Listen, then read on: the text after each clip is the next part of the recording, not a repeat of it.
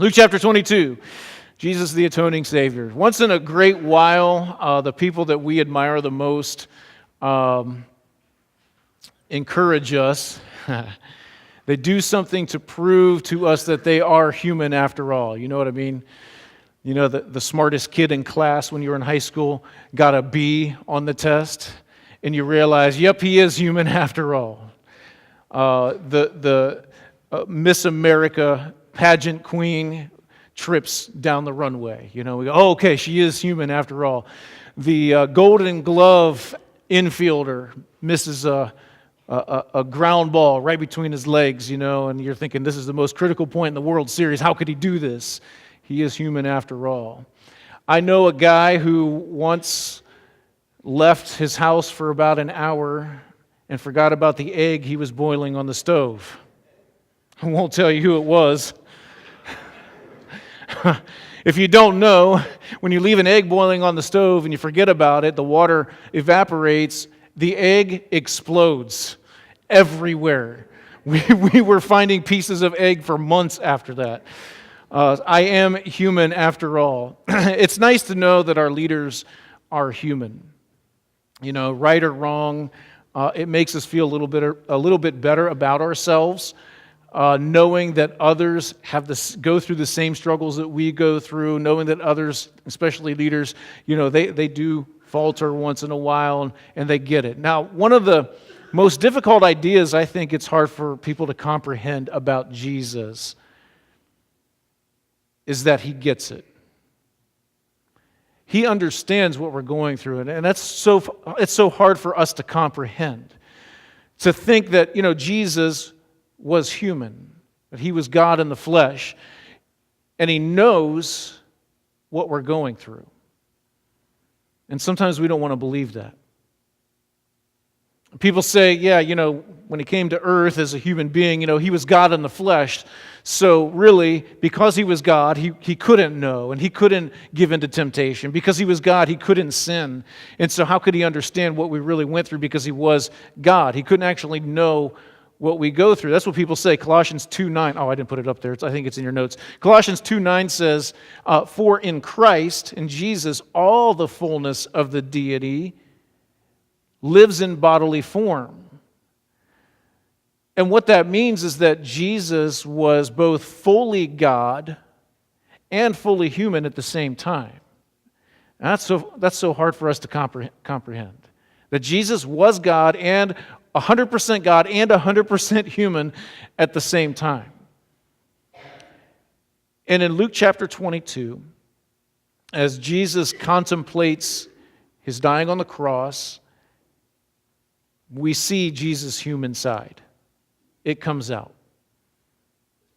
But the distinction that we need to keep in mind this morning is that even though he went through these sufferings and temptations and things like that, he did not falter, right? He did not fail.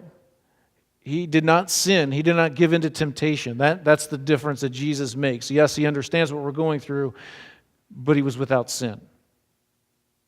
So I think this should comfort us in some regard, knowing that Jesus knows what we go through. He suffered as a human being as we do. But it should also challenge us at the same time in that we can look at him and realize, you know what, he overcame these challenges, he overcame these temptations, he overcame these emotions that he was going through, and so can we. So that's how it should challenge us this morning. So John 1:14 says, the Word became flesh, God became flesh, and made his dwelling among us. He lived among us as a human being, yet at the same time was fully God. But he felt the stress, he felt the pressures of everyday life. He felt the hurts that we face as human beings every day. He knows what it's like to be human. So we're going to pick up in Luke chapter 22, right after Jesus instituted the Lord's Supper. If you missed last week's sermon, you missed a good one. I'm not patting myself on the back. You need to go back and watch it. It was really good. Go back online to our website. Go on YouTube. Watch that message if you missed it last week. Really good stuff. But after that, Jesus and his disciples, they leave the upper room and they go out to the Mount of Olives. to the Garden of Gethsemane where Jesus prays. We know that famous prayer, right? Not my will be done but yours, right? J. Howard Eddington said this. He says, there is, it would seem, in all of us, the need for a secret place, a place of retreat, a place where we can go apart from the pressures of life.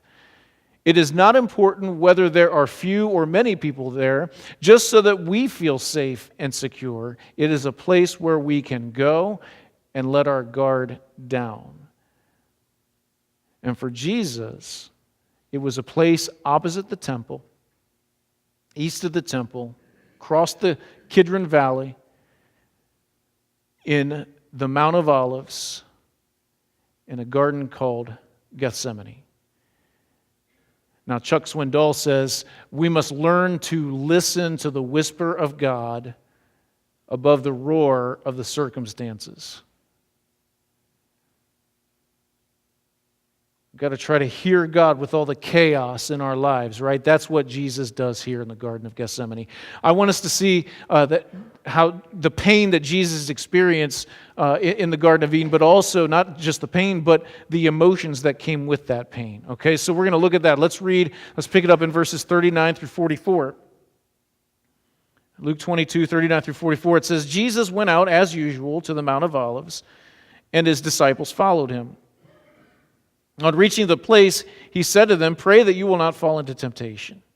And then he withdrew about a stone's throw beyond them, knelt down and prayed, Father, if you're willing, take this cup from me. Yet not my will, but yours be done. And then an angel from heaven appeared to him and strengthened him, and being in anguish, he prayed more earnestly, and his sweat was like drops of blood falling to the ground. So the first emotion I want us to see this morning as we look at Jesus in the garden praying is that he was anxious. He was full of anxiety. Anybody know what that's like? Anxiety? Oh man. That can be a tough emotion to work through. You need to think about Jesus. This is the final turning point of his life. In the garden, this is a showdown between Jesus and Satan.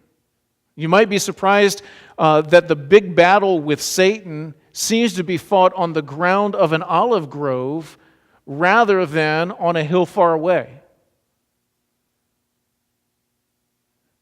It was in the garden where Jesus struggled whether or not he would go through with what he was sent to do. Jesus is feeling anxious about the next several hours. He knows what's coming. He knows what he's going to face. And he has this anxiety. And through his anxiety, Jesus sets the example, right? He prays. He prays. Out of his anxiety, he says, you know what? I know I'm anxious. I got to pray. You see, the tragedy of our day is not unanswered prayer. The tragedy of our day is unoffered prayer. Maybe I need to say that again because I didn't get any amens on that. The tragedy of our day is not unanswered prayer. The tragedy of our day is unoffered prayer. We fail to go to God when things get rough. We turn to alcohol or drugs or something else that might make us feel better, and we forget about God. Jesus says, no, in my anxiousness, in my anxiety, I'm going to turn to my Father in heaven who loves me and cares about me, and I want to see how he answers this prayer.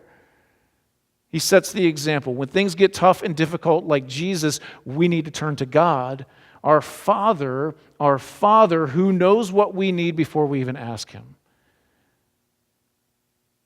And you know, as much as we think we would like to know, I think it's a benefit that we don't know the future. Are you with me there? We think we'd like to know what's going to happen several hours from now, or several days, or several weeks, or even years. We think we'd like to know, but look at Jesus. He knows the future. He knows what's coming down. He doesn't have the benefit of saying, yeah, I have no idea. It's in God's hands. It's a blessing that we don't know. He knows in a few short hours, Judas is going to show up and he's going to betray him with a kiss. He knows the pain that he himself is going to have to endure. He knows the betrayal that's about to happen. He knows the denial that's about to happen. He knows the pain and agony of the scourging that he's going to take. He knows the cross. And all of that is making him anxious. So Jesus prays. Matthew and Mark tell us that Jesus was deeply distressed and troubled. That's how I know he was anxious. Luke doesn't really tell us that. But Matthew and Mark say, yeah, he was deeply distressed. He was anxious. He was troubled. And he goes and he prays 3 times, according to Matthew and Mark, 3 times for his Father to let this cup pass from him. Give it to somebody else. I don't want it. Let somebody else take care of this. John Stott writes this, because there's something deeper going on here outside of the pain and struggle. Look at this. John Stott writes in The Cross of Christ, he says, "It is ludicrous to think that he was now afraid of pain and insult and death." That's all he had faced in the past few weeks. The cup that he drank was something far different. It symbolized neither the physical pain of being flogged and crucified nor the mental distress of being despised and rejected, but rather the spiritual agony of bearing the sins of the world. In other words, of enduring the divine judgment which those sins deserved. Forget about all the pain and suffering he's going to go through. He's going to bear the weight of the sins of the world. Every single person. Here's a memory verse for you this week. You want to memorize a verse? I challenge you, memorize this verse this week. 2 Corinthians 5:21. God made him, that is Jesus, who had no sin, to be sin for us, so that in him we might become the righteousness of God. This is the agony that Jesus faces. This is the anxiousness that he feels. Isaiah 53:6 says, "The Lord laid on him the" what? Whose? Ours. Everyone's. Every single sin from the beginning of time till the end of time, Jesus took upon himself on that cross, and he knows that's what he's going to face in just a few short hours, 24 hours. Within 24 hours, he's going to have the weight of the sin of the world on his shoulders. That's what he's anxious about. And he prays, "Father, please take this cup from me. I don't want to do it." He's anxious. It's no wonder. It's no wonder he prays. No wonder he sweats drops of blood, right? He's bearing the entire world's sins. He's anxious. Let's move on. Next couple of verses, here's what happens. He rose from prayer and went back to the disciples, and he found them asleep, exhausted from sorrow, and probably more than that. He asks them, "Why are you sleeping? Get up and pray so that you will not fall into temptation." Now, here's the next emotion Jesus faces, and maybe you've been there, and that is loneliness. It's the difference between being alone, which is fine and dandy. I like to be alone once in a while, but when I'm lonely, ouch. That's a strong emotion. While Jesus is off begging God to take this responsibility from him, asking God to maybe get somebody else to do it for him, his followers, his closest disciples, are sleeping. He asked them to pray, but they're sleeping. And maybe we can understand where the disciples are coming from, right? You think about what they've gone through. It's been a long day, especially for Peter and John, who had made preparations for the Passover to be eaten.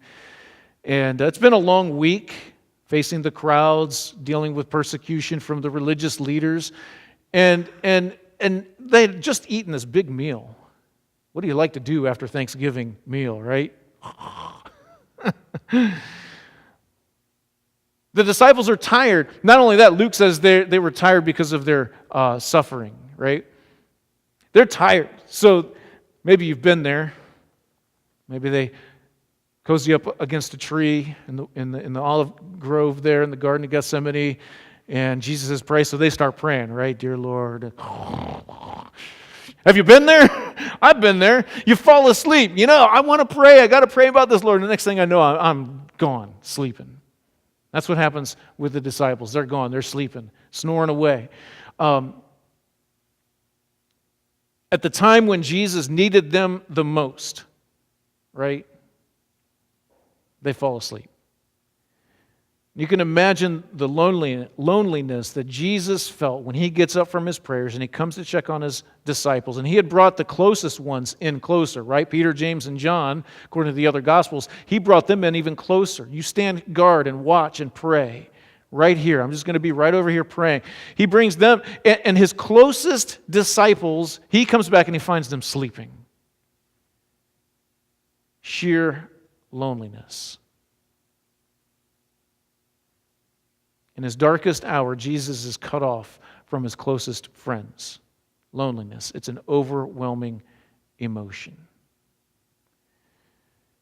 Ken Geyer writes, he says, Jesus brings with him his closest disciples. He knows the others are tired, but these three he brings with him. These three he needs as a cloak against the night. He stations them nearby to watch and pray, and alone in the clearing, Jesus falls to his knees and then to the ground. Seen through the foliage are these drops of mortality and humanity.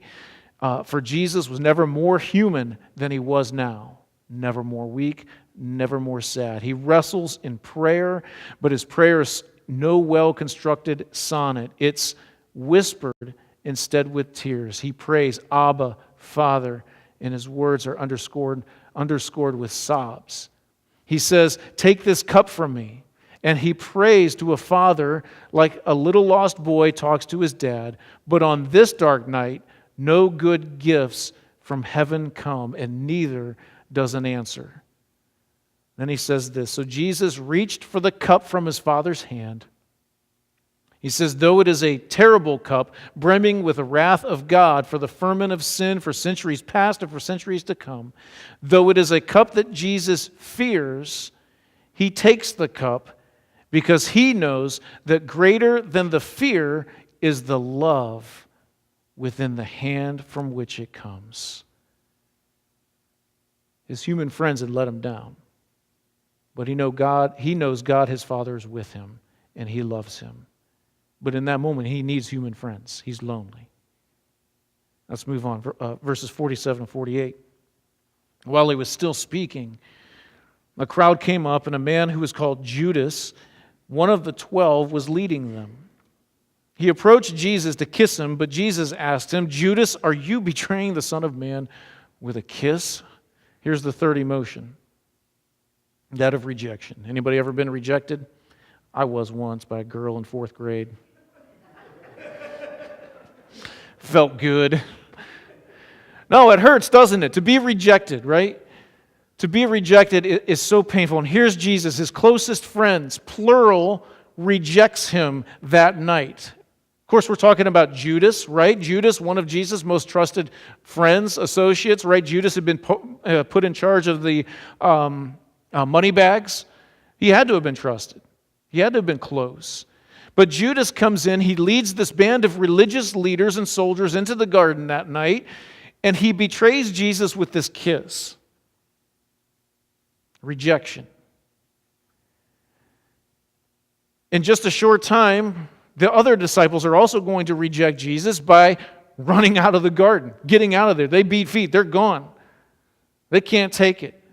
Except for Peter and John, who stay close to the group to see what's going to happen to Jesus. But even then, in a short hour, Peter is going to deny that he even knows who Jesus is. Rejection. Jesus felt it really big that night. He knew. And perhaps Peter's denial may have hurt just as much as Judas' betrayal, when you really think about it. Rejection. If you've ever been at a point of despair and due to such rejection, did you know what Jesus was going through? That you can't believe your friend would stab you in the back, would turn against you. You have that knot in your stomach. It's so big that you think about it constantly, but it hurts too much to even talk about it. If you've been there, you know that's where Jesus is right now. Can't believe that his friends have rejected him. That's what he's facing. Well, let's read on. 49 through 53. Jesus' followers saw what was going to happen, and they said, Lord, should we strike with our swords? And one of them struck the servant of the high priest, cutting off his ear. And Jesus answered, no more of this. And he touched the man's ear and healed him. Then Jesus said to the chief priests the officers of the temple guard, and the elders who had come for him, "Am I leading a rebellion that you have come with swords and clubs? Every day I was with you in the temple courts, and you didn't lay a hand on me. But this is your hour when darkness reigns." First, you have the unnamed cutting off the servant's ears, Peter.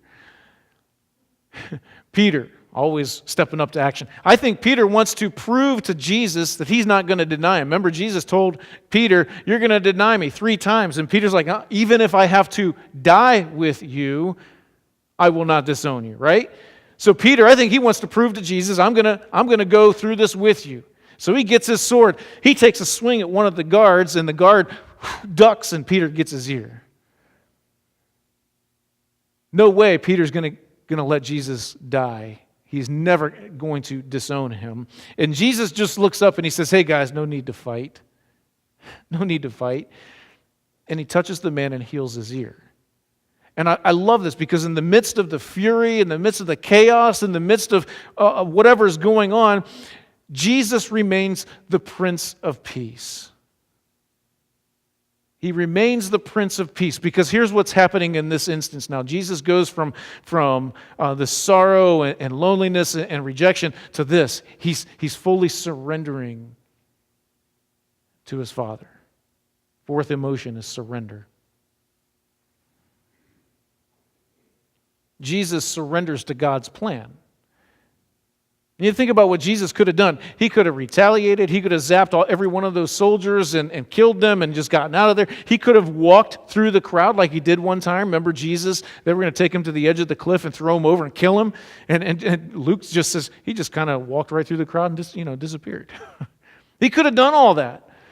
Instead, he surrenders. He sets his face toward Jerusalem. He steps toward the cross in obedience and surrender to God's will. A few minutes ago, remember Jesus is saying, "I don't want to do this. Give it to somebody else. Take this cup from me. I can't do it." And now he does an about face and he surrenders to God's plan.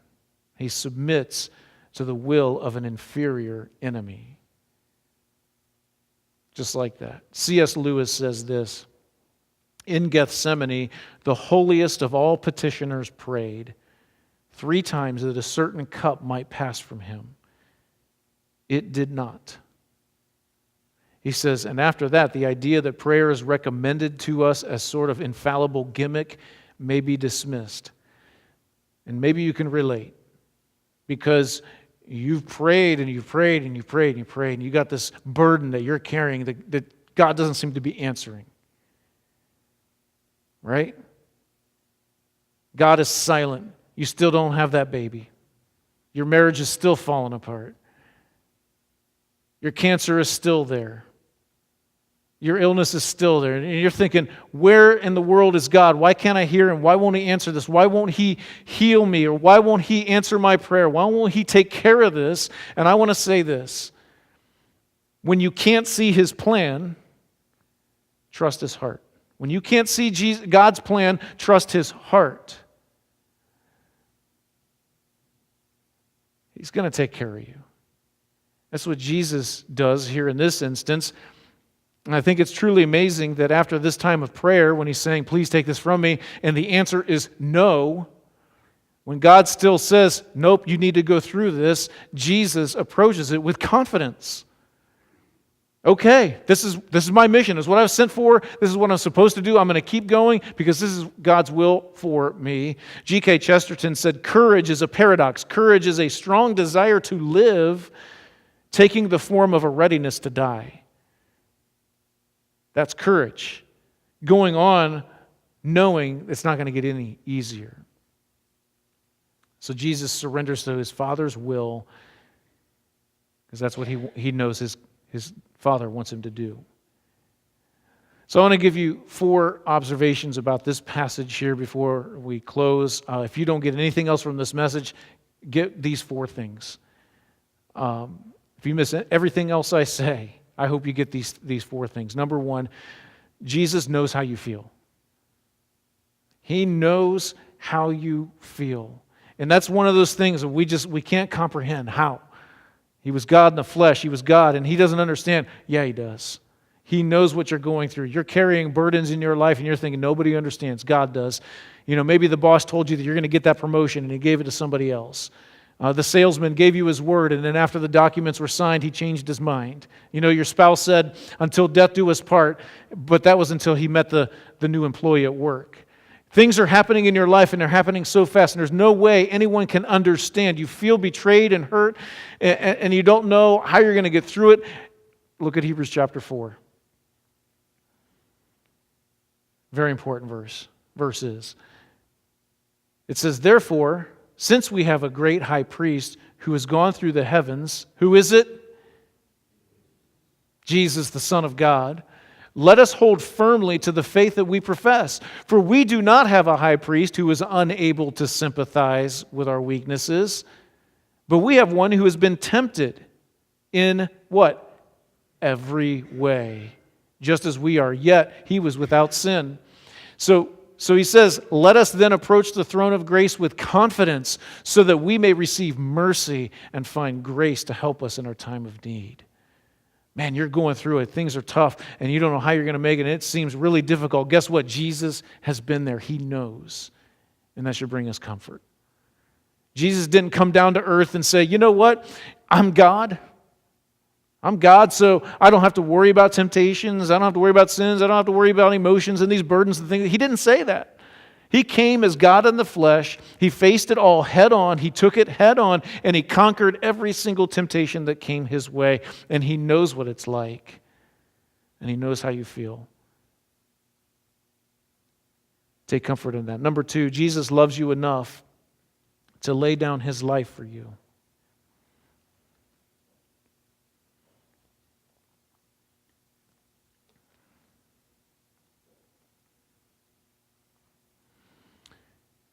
He laid down his life for you.